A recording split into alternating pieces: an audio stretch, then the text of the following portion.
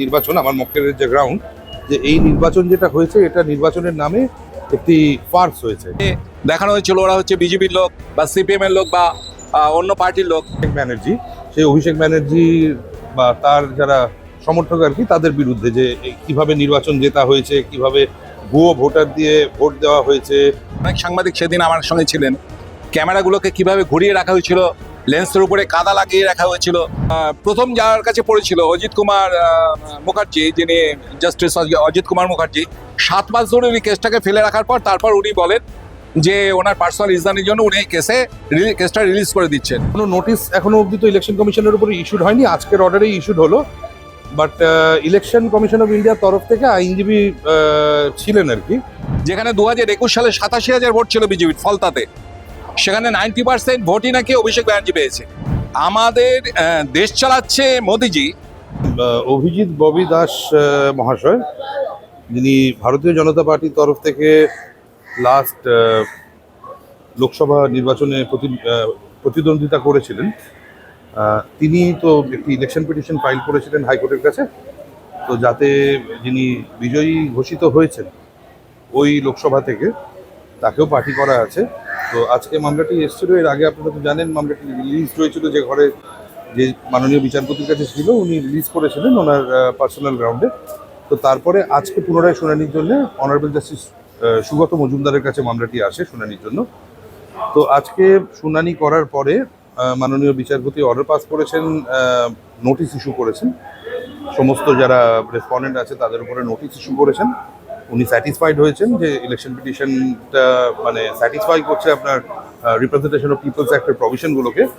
তার সাথে আমরা চেয়েছিলাম হচ্ছে যে নির্বাচনের যত ডকুমেন্টস আছে, ইনক্লুডিং দ্য সিসিটিভি ফুটেজেস আর ডিভিআর রেকর্ডস যা আছে, এই ডিজিটাল রেকর্ডসগুলো সমস্ত প্রিজার্ভ করার জন্য ইলেকশন কমিশন অফ ইন্ডিয়া আর ডিস্ট্রিক্ট ইলেকশন অফিসার, মানে ওখানকার যিনি ডিস্ট্রিক্ট ম্যাজিস্ট্রেট, এই দুজনের ওপরেও একটি নির্দেশ আজকে জারি করা হয়েছে আদালতের তরফ থেকে। তো আমাদের তো প্রাইমারি গ্রাউন্ড হচ্ছে যে এই নির্বাচন আমার মক্কেলের যে গ্রাউন্ড, যে এই নির্বাচন যেটা হয়েছে এটা নির্বাচনের নামে একটি ফার্স হয়েছে, কারণ নির্বাচন ঠিকমতো করতেই দেওয়া হয়নি এবং বিভিন্ন করাপ্ট প্র্যাকটিসের অভিযোগ উনি এনেছেন।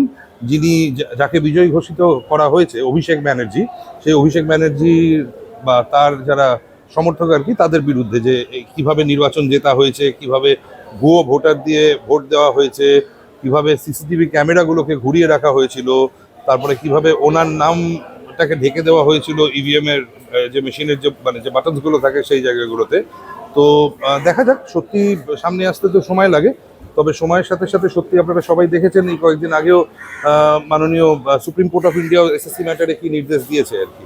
তো দেখা যাক সত্যি উদ্ঘাটন কতটা হয়, বা যেটা সত্যি সেটা কি সেটা দেখা যাক। মানে এই মামলা যত অগ্রগতি হবে তার সাথে সাথে আমরা আরো দেখতে পারবো। এই রায়ের ফলে কি আরো বিপাকে অভিষেক বন্দ্যোপাধ্যায়? এটা পলিটিক্যাল স্টেটমেন্ট হবে, আমি আইনজীবী, আমার মক্কেল পলিটিশিয়ান, তো সেটা ওনাকে জিজ্ঞেস করুন, উনি বলতে পারবেন। ইলেকশন কমিশন নাকি ধমক খেয়েছে এমনটা শোনা যাচ্ছে। কোনো নোটিশ এখনো অবধি তো ইলেকশন কমিশনের উপরে ইস্যুড হয়নি, আজকের অর্ডারেই ইস্যুড হলো। বাট ইলেকশন কমিশন অফ ইন্ডিয়ার তরফ থেকে আইনজীবী ছিলেন আর কি, তো উনি কিছু বলার চেষ্টাও করছিলেন। তো তখন মাননীয় বিচারপতি ওনাকে বলেছেন যে আপনার কিছু, উনি ভার্চুয়ালি বলছিলেন, তো মাননীয় বিচারপতি বলেছে যে আপনার বলার থাকলে আপনার যেটা সময়, সেই সময় আপনি বা সেই সুযোগ যেটা মানে নিয়ম অনুযায়ী পাওয়া যায় সেই মতো এসে আপনি হাজির হয়ে বলুন। এটা রাখা হলো মে মাসের 5 তারিখে আবার রাখা হয়েছে। দেখুন, আপনারা মিডিয়া পার্সনরা তো সরবই আছেন ডায়মন্ডে কি ভোট হয়েছিল নাকি প্রহসন হয়েছিল সেই নিয়ে নতুন করে বলার কিছু নেই, কারণ অনেক সাংবাদিক সেদিন আমার সঙ্গে ছিলেন। ক্যামেরাগুলোকে কিভাবে ঘুরিয়ে রাখা হয়েছিল, লেন্সের উপরে কাদা লাগিয়ে রাখা হয়েছিল, আপনার ইভিএম মেশিনগুলোর উপরে সেলোটেপ দিয়ে আমার নামের উপরে 1 নম্বরটাকে পুরো সেলোটেপ দিয়ে রেখে যাতে অভিষেক ব্যানার্জিকে 1 নম্বর দেখানো যায়। এছাড়া যারা আমাদের পোলিং এজেন্ট ছিল তাদেরকে মারধর করে সেই কাগজে তৃণমূলের লোকদের বসে দেখানো হয়েছিল ওরা হচ্ছে বিজেপির লোক বা সিপিএম এর লোক বা অন্য পার্টির লোক, এবং ওখানে ভোটই হয়নি।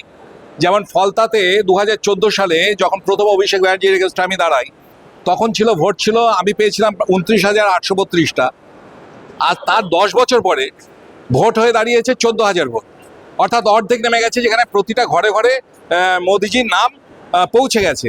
মোদিজির মাধ্যমে প্রধানমন্ত্রী হওয়ার পরে মানুষের যে সুযোগ সুবিধা রান্নাঘর অব্দি পৌঁছে গেছে, সেখানে আমার ভোট 10 বছর পরে 50% হয়ে গেছে।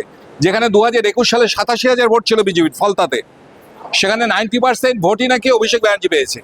শুধু ফলতা নয়, ফলতা, ডায়মন্ড হারবার, বজবজ, মহেশতলা, বিষ্ণুপুর, সাতগাছিয়া, মেটাবুরুদ জুড়ে যে হারে ছাপ্পা হয়েছে প্রায় 1200 বুথে, মানে চিন্তা করতে পারবেন না যে আপনার 3.5 লক্ষ ভোট যদি অভিষেক ব্যানার্জিকে কাছ থেকে ছিনিয়ে এপারে আনতে, তাহলে তো হেরে যায়। সেখানে প্রায় 5 লক্ষর উপরে ভোটও ছাপ্পা মেরেছে এবং 7 লক্ষ ভোটেও দেখাচ্ছে যে ও জিতেছে। একমাত্র আমার বলে ওই 3.5 লক্ষের মতো ভোটটা, 23% মতো ভোটটা পেয়েছি। ও নইলে পুরোটাই চেয়েছিল যাতে আমার জামানত জব্দ করা যায়। তো আমরা যে ইলেকশন পিটিশন করেছিলাম পিপল রিপ্রেজেন্টেশন অ্যাক্ট অনুযায়ী, তাতে আপনার প্রথম যার কাছে পড়েছিল অজিত কুমার মুখার্জি, যিনি জাস্টিস অজিত কুমার মুখার্জি, 7 মাস ধরে উনি কেসটাকে ফেলে রাখার পর তারপর উনি বলেন যে ওনার পার্সোনাল রিজনের জন্য উনি এই কেসটা রিলিজ করে দিচ্ছেন। তা আমাদের 12 ফেব্রুয়ারি ওই কেসটা উঠেছিল, একদিনে উঠেছিল, যেখানে বাকি 6টা ইলেকশন পিটিশনের 12 বার 14 বার করে হিয়ারিং হয়ে গেছে, লিস্টে শুধু ওঠা নয়। সেখানে আমাদের কেসটা যায় না কি কারণে, এইখানটায় আমি বারবার বলতাম না যে এই যে অভিষেক ব্যানার্জির এই দৌড় কতটা রয়েছে, এটা মানে কিভাবে যে এটাকে প্রভাবিত করছে কিনা আমি সেটা জানি না, কিন্তু আমাদের কেসটা ওঠেইনি। তা আজকে উঠেছে। আজকে মাননীয় জাস্টিস আপনার সুগত মজুমদার, সুগত ভট্টাচার্য, উনি আজকে বললেন যে যে সমস্ত ইভিএম মেশিন থেকে আরম্ভ করে ক্যামেরা থেকে আরম্ভ করে যা যা ডকুমেন্টস রয়েছে সমস্তই আজকে প্রিজার্ভ করতে বলতে নির্দেশ দিয়েছেন ইসিআইকে এবং ডিএম যেহেতু ডিস্ট্রিক্ট ইলেকশন অফিসার। এবং তারপরে 5 তারিখে ডেট আছে। একই সঙ্গে অদ্ভুত যেটা ব্যাপার, যেটা মাননীয় বেলুল্লাদা বললেন, যে ইলেকশন কমিশনের রিপ্রেজেন্টেটিভ গতবারে 12 ফেব্রুয়ারি আমরা দেখেছি উনি উপস্থিত, নোটিশ যায়নি অথচ উনি উপস্থিত। মানে আপনি শুধু চেইনটা বুঝুন যে ইলেকশন কমিশন, আমি বারবার যেটা বলেছি না আপনাদেরকে, যে ইলেকশনের দিনে ইলেকশন কমিশনের কোনো অবজারভার আমার ফোন ধরেনি। আমাদের দেশ চালাচ্ছে মোদিজি, সেই দলের আমি হচ্ছি প্রার্থী, আমার ফোন ধরছেন ইলেকশন কমিশনের অবজারভার, পুলিশ অবজারভার, জেনারেল অবজারভাররা। মানে ইলেকশন কমিশনে কতটা মানে এই ইলেকশনের সময় অভিষেকের হয়ে অমূল্যনে পরিচালিত হয়েছে।